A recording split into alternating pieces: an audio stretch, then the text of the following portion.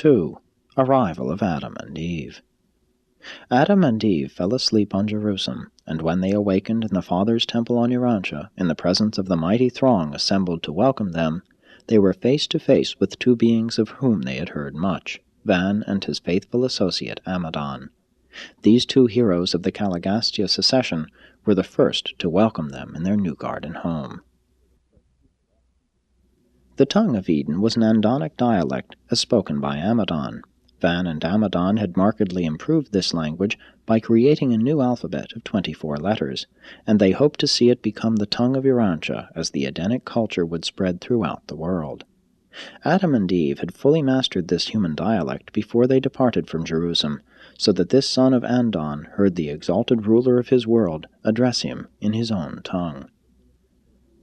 And on that day there was great excitement and joy throughout Eden as the runners went in great haste to the rendezvous of the carrier pigeons assembled from near and far, shouting, "Let loose the birds, let them carry the word that the promised Son has come." Hundreds of believer settlements had faithfully, year after year, kept up the supply of these home-reared pigeons for just such an occasion.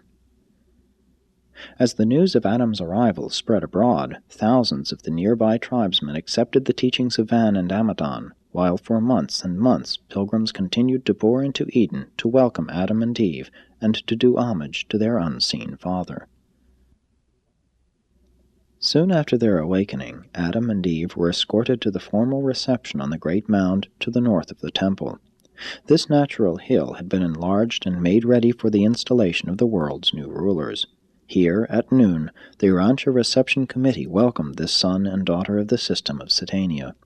Amadon was chairman of this committee, which consisted of 12 members embracing a representative of each of the 6 Sangic races, the acting chief of the Midwayers, Anan, a loyal daughter and spokesman for the Nodites, Noah, the son of the architect and builder of the garden and executive of his deceased father's plans, and the 2 resident life carriers.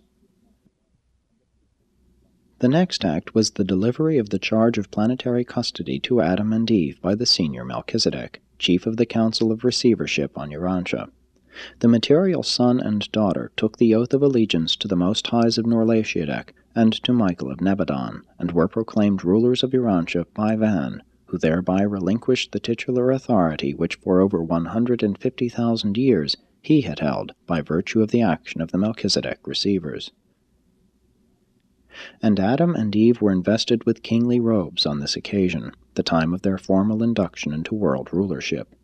Not all of the arts of Dalmatia had been lost to the world. Weaving was still practiced in the days of Eden. Then was heard the archangel's proclamation, and the broadcast voice of Gabriel decreed the second judgment roll call of Urantia, and the resurrection of the sleeping survivors of the second dispensation of grace and mercy on 606 of Satania.